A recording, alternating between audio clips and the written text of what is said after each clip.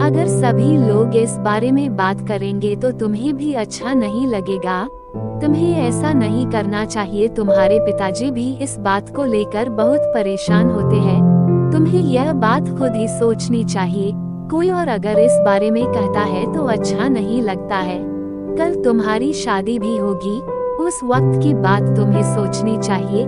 इस बात का क्या प्रभाव पड़ता है यह सब पिताजी देख रहे थे, मगर जैसा कि वह जानते हैं कि कुछ भी नहीं हो रहा था, उन्हें पता था कि कुछ नहीं होगा।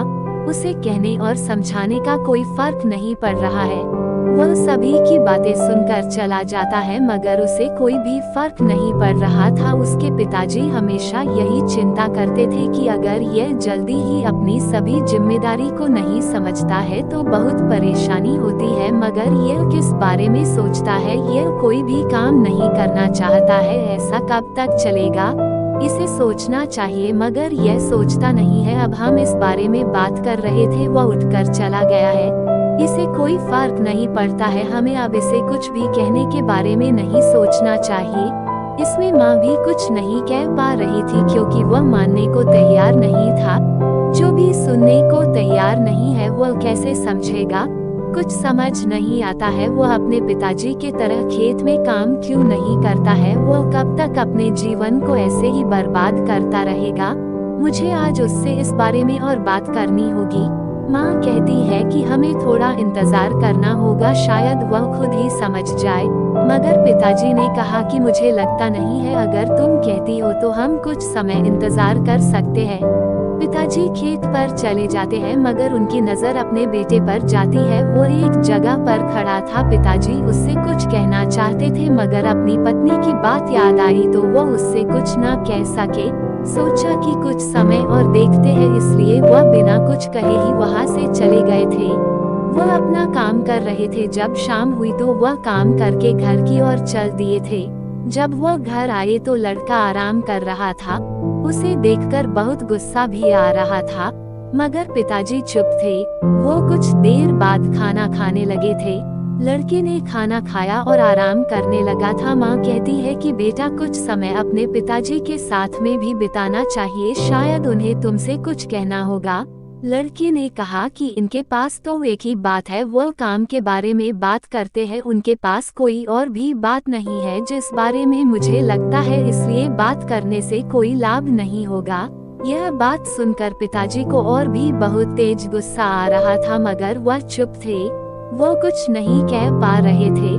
थोड़े समय बाद ही वह सोने चला गया था। पति और पत्नी इस बारे में बात कर रहे थे कि यह पता नहीं कब अपनी जिम्मेदारी को समझेगा, पता नहीं कब इसे अपने काम की चिंता होगी।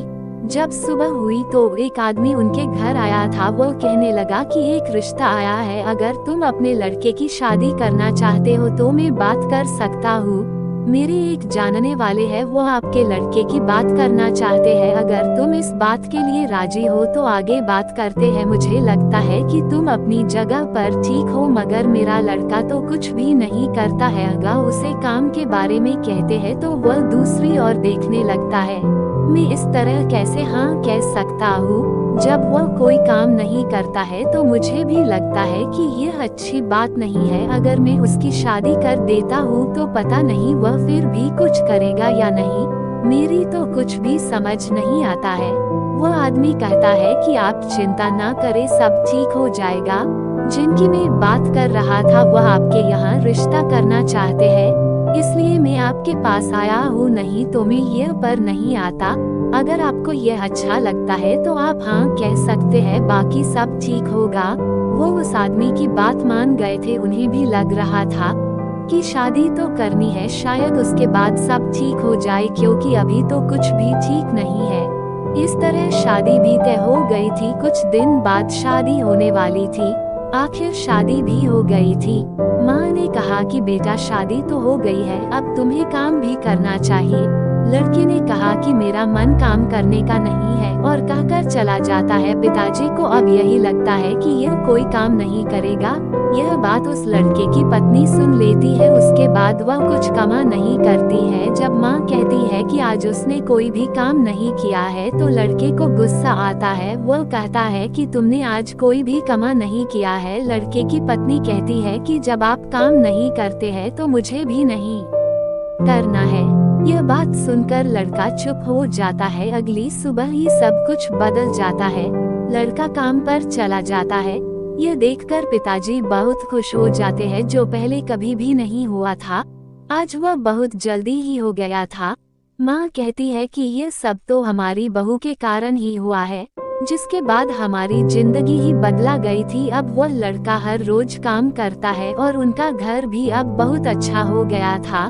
समय बदल सकता है। यह कहानी अगर आपको पसंद आई है तो लाइक करें, सब्सक्राइब करें, आगे भी शेयर कर सकते हैं। जय हिंद।